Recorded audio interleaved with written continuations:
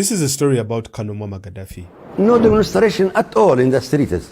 Even after 40 years in power, Libya's Colonel Gaddafi has some bold ambitions. Mr. President, I started fighting Gaddafi before you started. What? I started fighting Gaddafi before you started. They love me, all my people with me. They love me all. Today, the government of Libya announced the death of Muammar Gaddafi. This is the place where Gaddafi was finally captured at this point, but he was still very much alive. From here, they took him to another location, and everybody we've spoken to says he remained alive at that point. Right now, Libya, nobody even knows Libya. Frankly, there is no Iraq and there is no Libya. It's all broken up. They have no control. Nobody knows what's going on. The world would be better off with Saddam Hussein 100%. and Gaddafi in power. 100%. A story about love, money, and betrayal. Even in death, Gaddafi is perhaps still one of the most popular African leaders of the 21st century, who has fascinated very many people both within and outside the continent because of his generosity, charisma, rule, and vision for the continent. For reasons best known to him, the brother leader, King of Kings, loved and invested in Uganda so much, helping presidents like Idi Amin and Museveni. His heart of love spread to Ugandan kingdoms too, meeting and investing in traditional leaders and kingdoms like Toro. But why? Why and how, with all this generosity and love, did Uganda, and let me say General Museveni, end up betraying Colonel Muammar Gaddafi?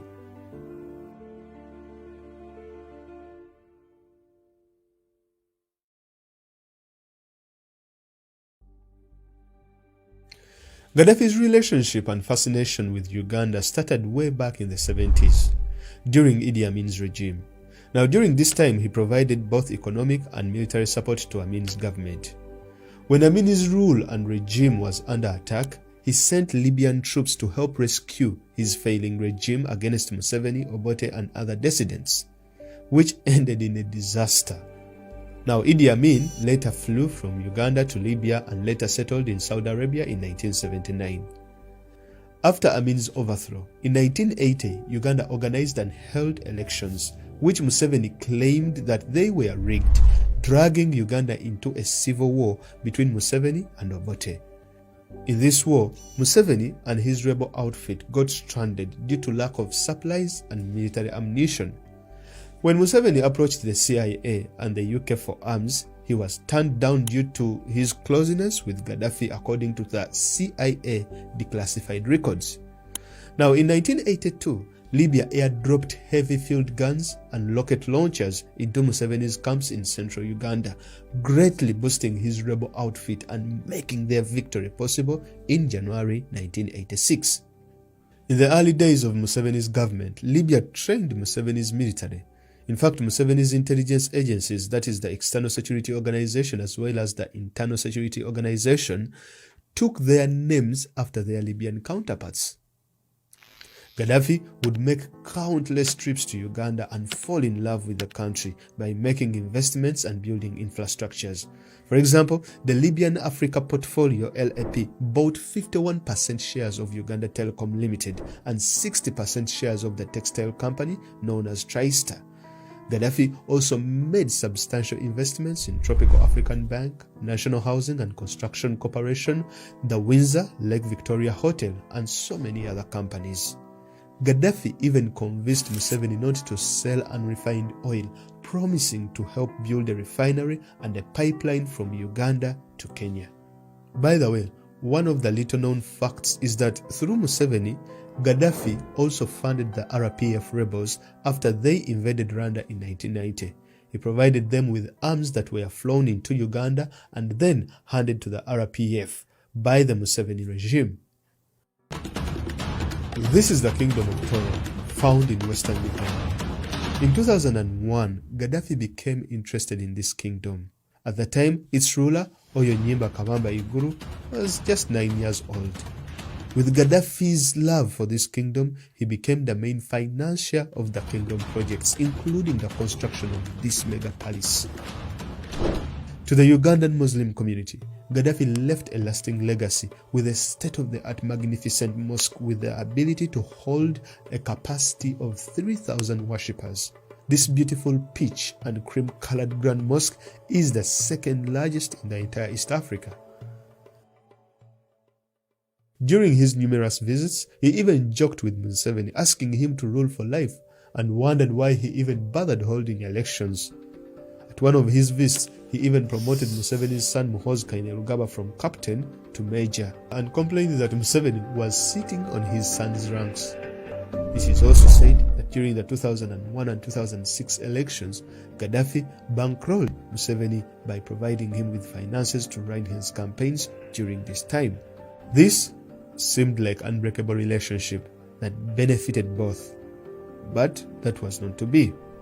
So why did Museveni pull the rug out of Gaddafi? Now this can be narrowed down to two factors.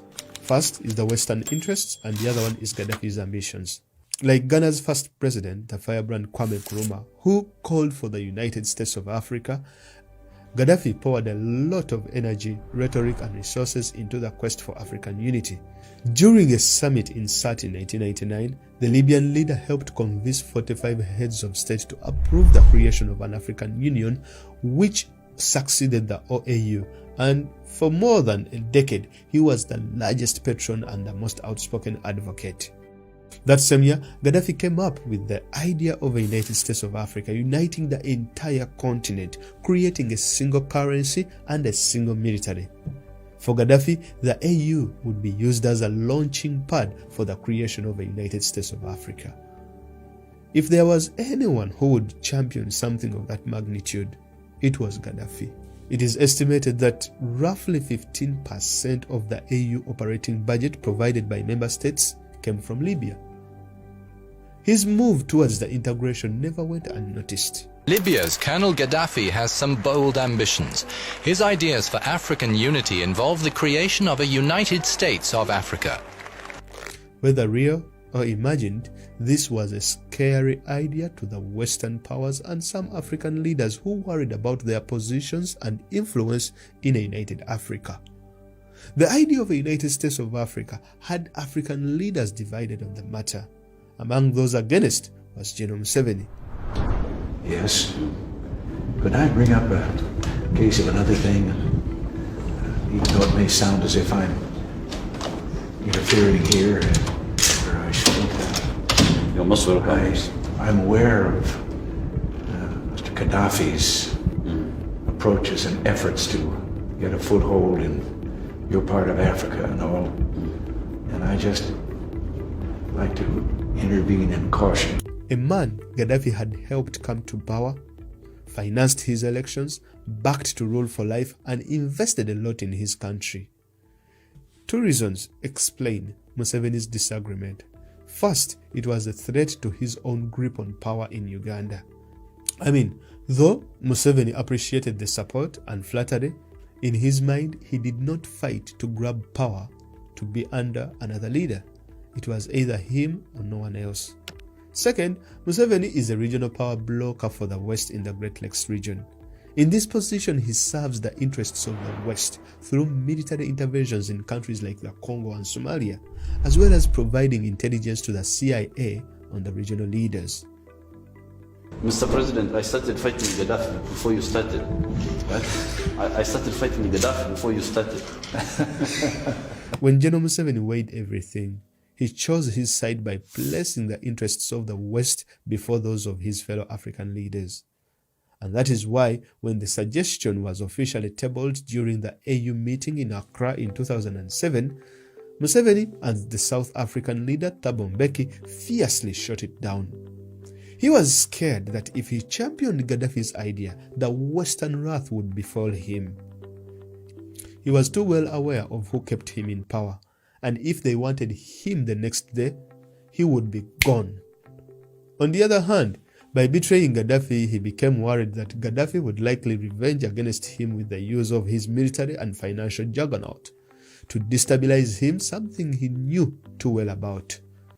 Museveni clearly understood that resisting Gaddafi was far much easier than resisting the West. The issue here wasn't so much that Museveni disagreed with Gaddafi, but it is how he reacted to Gaddafi's ambitions that amounted to betrayal. Now, thank God for WikiLeaks. By the way, free Julian Assange. It is because of him that we are able to know what happened. On the 13th of June 2008, while attending his son's graduation at Fort Leavenworth in the United States, Museveni expressed his concerns to the Assistant Secretary of State for African Affairs at the time, Jandai Fraser.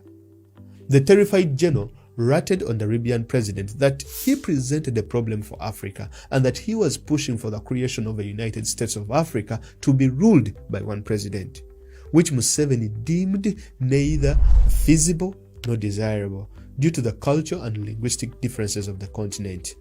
Museveni also claimed that Gaddafi pressured small African countries through bribes and other means, making small West African countries afraid to participate fully or speak up during the United Nations, African Union, and other international meetings. Tensions between the two reached an all-time high, causing him to worry that Gaddafi was planning to attack his jet while it crossed the international airspace. Museveni further blackmailed Gaddafi that his vision of a United States of Africa was meant to ensure the spread of Islam around the continent. And so, General Museveni requested for help from the United States of America to provide him with additional air radar information whenever he flies over the international waters.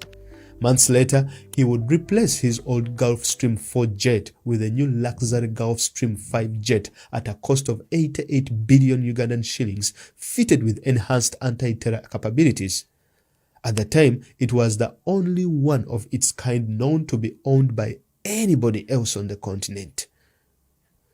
Museveni's paranoia over Gaddafi wasn't necessarily about the USA, but the popularity of Gaddafi within Uganda. In the Muslim community, the Libyan leader was praised for his generosity with the mosque and other projects. Kingdoms like Toro had benefited a lot from him, with others lined up, making him very popular. When Gaddafi met with the officials of Buganda Kingdom, the largest in the country, in 2008 without the knowledge of Museveni, and paid a surprise visit to the kingdom, holding a meeting for 37 minutes, the government viewed this move as an attempt to undermine Museveni, who was at odds with the kingdom at the time. During the Afro-Arab Youth event, Gaddafi switched tack and said that he wanted now to work with traditional leaders and not elected presidents to achieve his project of a United States of Africa.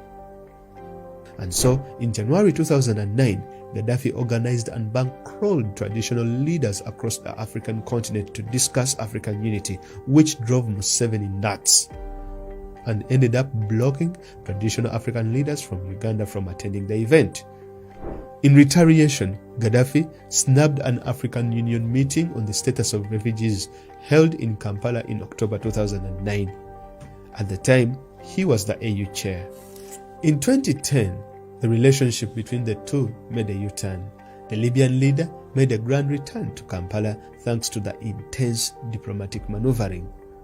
With all these tensions and suspicions, when NATO and its allies launched an attack on Gaddafi, one of the leaders that benefited directly was Museveni. And that is why he did not engage. Why would he even engage, yet he had snitched on Gaddafi to the US for trying to shoot down his jet? I had forgot to mention that Gaddafi was angry with Museveni because he deliberately misled him about the offer by the former US president regarding the destruction of weapons of mass destruction. Your decision to declare and then to begin to dismantle the nuclear program and the chemical weapons program. You said at the time that Libya expected some enormous benefit, a very real benefit. And many people in Libya say they're still waiting for that benefit. What is Libya waiting for? What do you expect from the West? I don't believe America fulfilled its commitments and pledges vis-à-vis Libya regarding this point. We have been told that President Bush is a man that honors his own word, and so far we are not so sure of that. What specifically are you waiting for the U.S. to do? What complaint do you have with President Bush? Museveni had convinced Gaddafi that the US president at that time, George Bush, would remove sanctions on Libya and open doors for American investment in his country if he destroyed his weapons of mass destruction. The Libyan leader did as told, and was convinced that he had given Bush a decisive campaign advantage in the election. When Gaddafi complained, he was told by key people in the British intelligence that Museveni had sold him a lie. This turned out to be Gaddafi's biggest mistake that led to his downfall. Because if he possessed a nuclear weapon or still pursued a nuclear program, it would act as a deterrence for NATO and its allies to attack Libya. Fast forward to 2021, Museveni since then has been trying to play hero and trying to step into Gaddafi's shoes to become a champion of African unity in finance and security.